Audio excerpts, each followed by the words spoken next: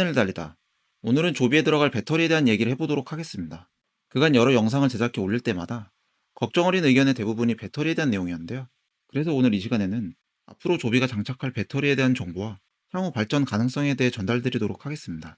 서두에 앞서 제가 배터리 전문가가 아니기 때문에 저의 의견이 들어간 부분은 맞지 않는 부분이 있을 수 있다는 점 미리 말씀드리며, 만약 투자자분들 중 배터리 전문가가 있으시다면 댓글로 정정해 주시면 감사하겠습니다. 조비가 현재 장착하고 있는 배터리는 SK온에서 개발한 NCM811로 불리우는 리튬이온 배터리입니다. 알파벳의 앞뒤 순서가 조금 바뀌기도 하지만 일반적으로 니켈, 코발트, 망간을 8대1대1 비율로 구성한 양극재와 흑연을 음극재로 사용하는 배터리로 일컫는데요. 배터리는 기본적으로 앞에 있는 니켈의 함량이 높으면 높을수록 에너지 밀도가 높아져 더 적은 무게와 부피로 만들 수 있습니다. 조비가 사용하는 NCM811의 경우 셀 단위 기준 288Wh/kg으로 전기차 초기 시장에 사용되던 NCM622에 비해 약 20% 정도 향상된 에너지 밀도를 갖고 있는데요. 조비가 보유한 1회 충전 시 240km 비행거리도 이 배터리를 통해 낸 성과입니다. 조비의 배터리는 약 1억 8천만 원 정도로 추산됩니다. 정확한 가격을 밝히진 않았으나 조비가 발표한 내용에 따르면 전기차 원가 중 약 40%를 배터리가 차지하는 것에 비해 이비톨은 기체 원가의 10% 정도만 배터리가 차지할 것으로 밝혔는데, 조비가 기체 판매 가격을 18억 원 정도로 생각하는 걸 역으로 추산하면 배터리의 가격은 1억 8천만 원 정도 할 것으로 보입니다. 배터리 팩의 위치를 살펴보면 4개의 배터리 팩을 각각 주익 메인보드와 양 좌우익 프로펠러 선두 인보드 부분에 개별 단위 형태로 배치해 안정성과 충전 편의성을 확보했는데요. 각 배터리 접점 부분에는 충전 포트를 탑재했는데, 조비가 개발하여 무료로 개방한 글로벌 전기항공 충전 시스템을 통해 셀 수명 단축을 최소화하는 초고속 충전 기법을 적용했습니다. 조비는 개발 초기 단계부터 이 NCM811 배터리를 적용하여 FA 형식 인증에 필요한 각종 테스트 계획을 수립하고 시험 비행을 진행해 왔는데요. 해당 배터리로도 경제성을 확보한 UAM 산업이 진행 가능할 것으로 판단하여 현재까지 사업을 진행 중에 있습니다. 조비가 계획한 2026년 경제성 분석 자료를 보면 평균 38km의 거리를 운행당 30kWh씩 매번 충전할 경우 연마다 한 차례 배터리를 교체할 것으로 계산하고 있는데요. 매년 1억 8천만 원의 비용이 발생한다는 것인데, 그럼에도 불구하고 공원이익이 100만 달러 정도 발생할 것으로 예측하고 있습니다. 여기서 공원이익에 대해 혹시 잘 모르는 분이 있으실 수 있어 잠깐 설명하고 넘어가자면, 공원이익은 매출액에서 변동비를 뺀 금액을 말합니다. 만약 공원이익이 마이너스라면 매출액이 커질수록 손실이 더 커지는 구조인 것인데요. 배터리가 쓰면 쓸수록 수명이 단축되어 교체되어지는 비용임을 감안할 때 손실 없이 공원이익이 발생한다는 점은 조비가 배터리 교체 비용을 감안하더라도 수익성을 확보할 것으로 예측하고 있다고 보시면 될 것 같습니다. 물론 이 가정은 평균 2.3명의 승객이 매일 평균 40회 비행을 했을 때의 가정인데, 그렇기 때문에 어떻게 보면 단거리 운행을 위주로 하는 UAM 사업에선 배터리 성능 그 이상으로 수요가 받쳐주는 것이 중요하다고 볼 수 있습니다. 원가 비율을 살펴보면 더욱 그 사실을 확인할 수 있는데요. 조종사 인건비, 유지 보수비, 버티포트 관리비 같은 고정비 성격의 상위 항목이 원가 60%를 차지하고 있고, 배터리 교체 비용은 15% 정도 차지하고 있습니다.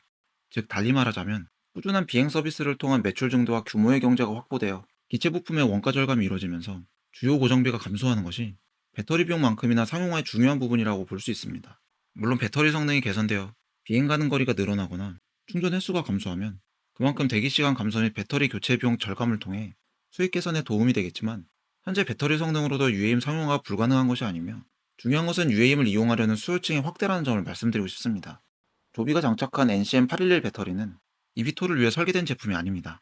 그렇기 때문에 이비톨이 요구하는 높은 피크 출력과 평균 방전율을 가진 배터리가 개발, 출시된다면 수익성을 극대화할 수 있을 텐데요. 현재 각국의 주요 배터리 제조사는 이비톨 개발을 주시하면서 맞춤형 배터리를 개발 및 생산하는 데 준비 중에 있습니다. 미국의 배터리 개발 기업인 SESAI의 경우 2025년 상용화를 목표로 세계 최초 올해 8월 국내 충주 공장에 UAM 전용 리튬 메탈 셀 생산 시설을 구축했는데요. 에너지 밀도가 기존 배터리의 40% 이상 향상된 450Wh/kg 정도로 알려져 있습니다. 또한 국내 기업인 LG 에너지 솔루션은 2027년 양산을 목표로 이비톨용 리튬형 배터리를 개발하고 있고, 글로벌 1위 배터리 제조업체인 CATL은 아예 오토플라이트라는 UAM 업체에 직접 투자하면서 UAM을 새로운 배터리 수요처로 보고 있습니다.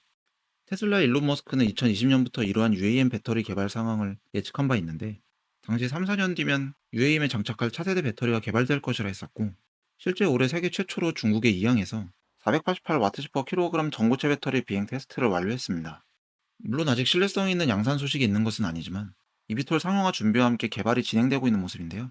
앞서 말씀드린 것처럼 현재 NCM811 배터리로도 초기 상용화 모델 구축이 불가능한 것이 아니기 때문에 초기 양산 모델은 FAA 형식 인증이 완료된 시점부터 운행을 시작하고, 수요가 확대되어 본격적인 대량 양산이 진행되는 2026년 이후 시점부터는 향상된 이비톨 전용 배터리가 적용된 모델이 점차 확대되지 않을까 생각됩니다.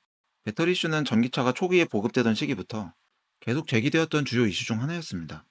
온도차에 따라 운행거리가 단축되는 문제가 있었고, 배터리 수명 문제 등으로 효율성이 떨어지기 때문에 자리 잡지 못할 것이다라는 의견이 지배적이었는데요. 그럼에도 지속적인 개선 노력을 통해 초기 시장에 비해 많은 성능 향상이 이루어지면서 지금은 자동차 시장에서 하나의 영역으로 자리 잡을 수 있었습니다. 이비톨 역시 현재는 테스트 가능한 기체마저 몇 대 없는 실정이기에 운용 환경에 맞는 배터리가 없는 것이 어찌 보면 당연하다고 볼 수 있는데요. 중요한 것은 전 세계 정부와 주요 제조사들이 이 시장을 유효하다고 보고 있고, 그에 맞는 개발이 같이 이루어지고 있다는 점입니다. 앞으로 UAM이 점차 상용화됨에 따라 이에 맞춰질 배터리 개발 소식도 놓치지 않고 구독자 여러분께 전달드릴 수 있도록 최선을 다하겠습니다. 오늘은 이비톨 배터리에 대한 얘기를 해보았는데요. 다음 시간에 다시 뵙도록 하겠습니다. 감사합니다.